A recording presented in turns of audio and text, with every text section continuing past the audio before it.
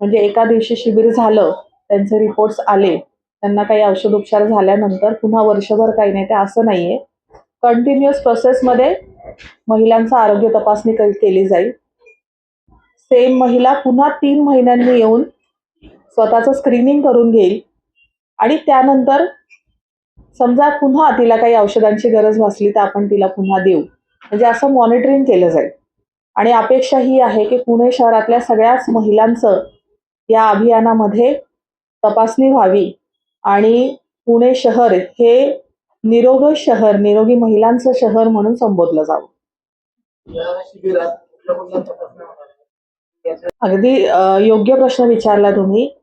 या अभियानामध्ये आरोग्य विभागातले सगळे जे डॉक्टर्स आणि नर्सेस आपले पीएमसी डिपार्टमेंटचे हे सगळे इन्व्हॉल्व आहेत. आपल्या समूह संघटिका ज्यांचा घरोघरी परिचय असतो बचत गटाच्या मार्फत, या समूह संघटिका या अभियानाचा प्रचार प्रसिद्धी करणार आहेत. आपल्या आशा वर्कर्स ज्या घरोघरी जातात किंवा आरोग्य विभागामधल्या ज्या काही योजना आहेत त्या घरोघरी पोहोचवतात. अनेक वेळा लहान मुलांच्या वॅक्सिनेशन कॅम्प्स मधून ह्या आशा वर्कर्स घरोघरी पोहोचलेल्या असतात. ते या अभियानात आहेत, ते महिलांपर्यंत पोहोचतील. आपण सगळ्या स्वयंसेवी संस्था आणि जे काही डॉक्टर्स प्रायव्हेट क्लिनिक्समध्ये प्रॅक्टिस करतात यांना सगळ्यांना आपण असं आवाहन केले की या अभियानामध्ये त्यांनी स्वतः काही योगदान देऊन सहभागी व्हावं. अशा पद्धतीने आपण लोकांकडे पोहोचतो आहोत. आणि ज्या सधन घरातल्या महिला आहेत त्यांना सुद्धा मी असं आवाहन केलंय की आपल्याकडे काम करायला येणारी जी महिला असते, हाऊसमेड्स ज्यांना आपण म्हणतो, किंवा आपल्या परिसरात अनेक कष्टकरी महिला ज्या दिसतील, त्यांनी स्वतः अशा महिलांना घेऊन या अभियानामध्ये यायचे आणि त्यांची तपासणी करून घ्यायची. ऑन स्पॉट रजिस्ट्रेशन सुद्धा आहे. आणि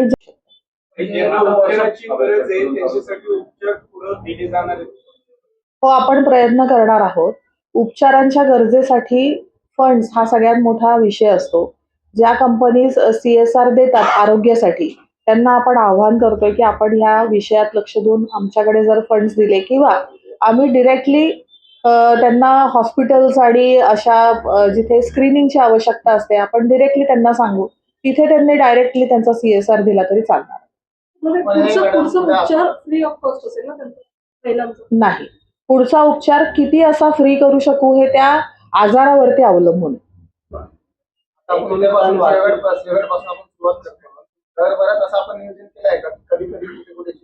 हो, त्याचं नियोजन झालेलं आहे. उद्याचं एकदा आपलं उद्घाटन झाल्यानंतर थोड्या दिवसात आपण ते डिक्लेअर करू. रस्त्यांवरती ट्रॅफिक कोंडी होते आणि त्यातला एक म्हणजे सिंहगड रस्ता. आणि आम्ही तक्रार करत असताना अचानक एका दिवशी तक्रार गेली असं नाहीये. तर तिथले प्रत्येक ठिकाणी म्हणजे जिथे जिथे वाहतूक कोंडी शहरात होते त्या सगळीकडेच नागरिकांची तक्रार आहे. त्यांना या त्रासाला रोज सामोरे जावं लागतं. लोकप्रतिनिधींनी सगळ्यांनी तिथे जागेवर थांबून नेमकं काय अडचण होती हे पाहिल्यानंतरच आम्ही वाहतूक पोलिसांना बोलवलं होतं. मी स्वतः सिंहगड रोडवरती 3 दिवस प्रत्येक वेगवेगळ्या रस्त्यावरती थांबून पाहिलं होतं की होतंय काय नेमकं. तर यामध्ये आहे मॉनिटरिंग आणि सुपरविजन आणि वाहतूक कोंडी सोडवण्याचं काम जे पोलिसांनी केलं पाहिजे ते त्यांच्याकडनं केलं जात नाही हे माझ्या तेव्हा लक्षात आलं होतं. म्हणूनच मी त्यांना बोलवलं होतं. पीक आवर्समध्ये वाहतूक पोलिसांनी जिथं वाहतूक कोंडी होते तिथे आणि प्रमुख चौकांमध्ये थांबलं पाहिजे. हे ते थांबत नाहीत. ही तक्रार आम्ही त्यांच्याकडे केली. त्यांना समजा वॉर्डन्स कमी पडत असतील तर त्यांनी सांगितलं पाहिजे, पुणे महानगरपालिकेला निवेदन दिलं पाहिजे की त्यांना वॉर्डनची किती संख्या हवी आहे, त्याच्यावरती आम्ही निर्णय घेऊ. पण वॉर्डन फक्त थांबवायचे आणि पोलिसांनी थांबायचं नाही, हे चुकीचं आहे. वॉर्डन हे हेल्पिंग हँड असतात. वॉर्डनला किती लोक जुमानतात हे आपणही सगळेजण जाणतात. त्याच्यामुळे पोलिसांनी सुद्धा थांबलं पाहिजे.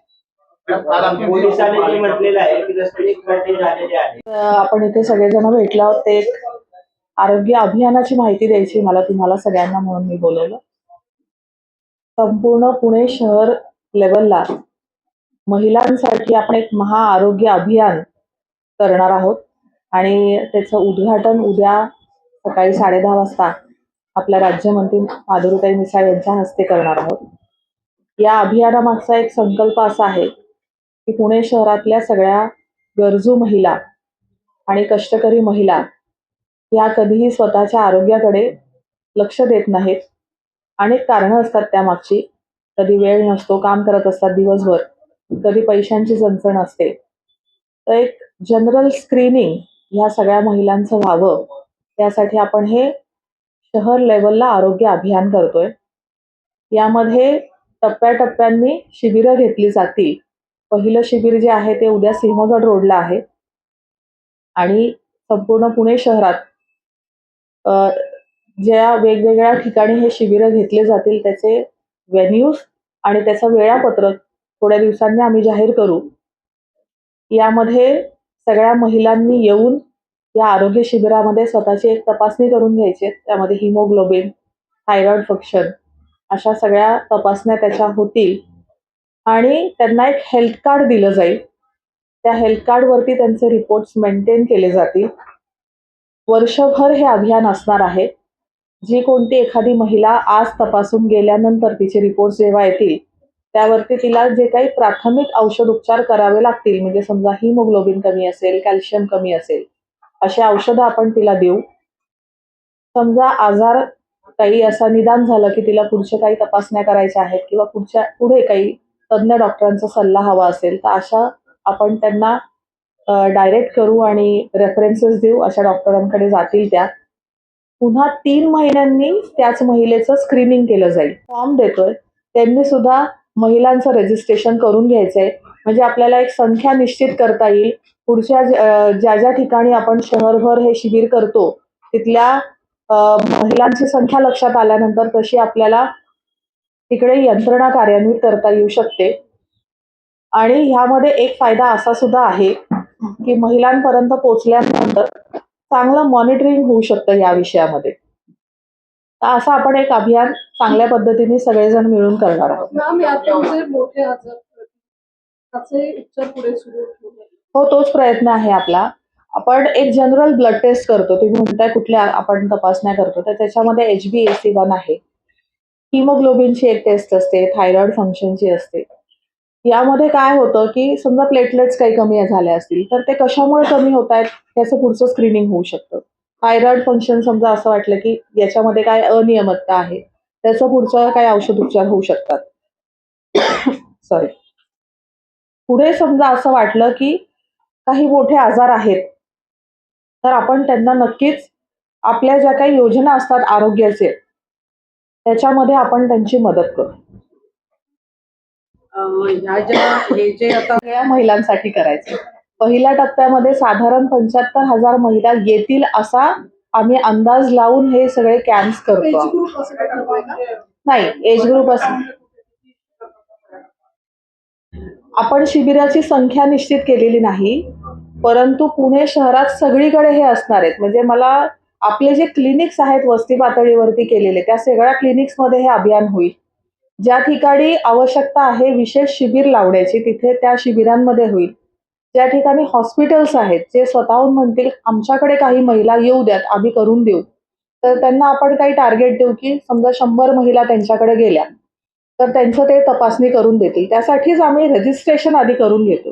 एकदा रजिस्ट्रेशन झालं तर त्या त्या एरियामध्ये आम्हाला महिलांना सांगता येईल की तुमच्या जवळचं हे हॉस्पिटल आहे, आपण इकडे जाऊन स्वतःचं स्क्रीनिंग करून घ्या. आपण हे आता उद्या उद्घाटन करतो. आपण रजिस्ट्रेशन अजून कुठे ओपन केलंय? रजिस्ट्रेशन ऑन स्पॉट आहे, परंतु आपण सगळीकडे प्रचार प्रसार केलेला आहे.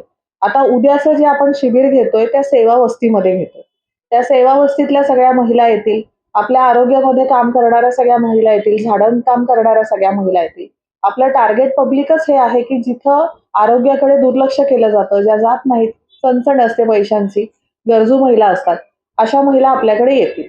उद्या शिबिराला आपण सगळ्यांनी यावं. आपल्याला किती रिस्पॉन्स तिथे मिळतो हे तिथे लक्षात येईल. तांडेकर पुलावरती आपण हे करतो. सकाळी 10:30 वाजता त्याचं उद्घाटन आहे. वर्षभरामध्ये मी म्हणाले तसं की एका महिलेने एकदा स्क्रीनिंग केल्यानंतर पुन्हा 3 महिन्यांनी आपल्याकडे यायचं. एका वेळेला स्क्रीनिंग केल्यानंतर. म्हणजे वर्षभरामध्ये साधारण 9 ठिकाणी 9 वेळेला हे होऊ शकतं. म्हणजे ज्या त्या एरियाचं प्रत्येक तिथे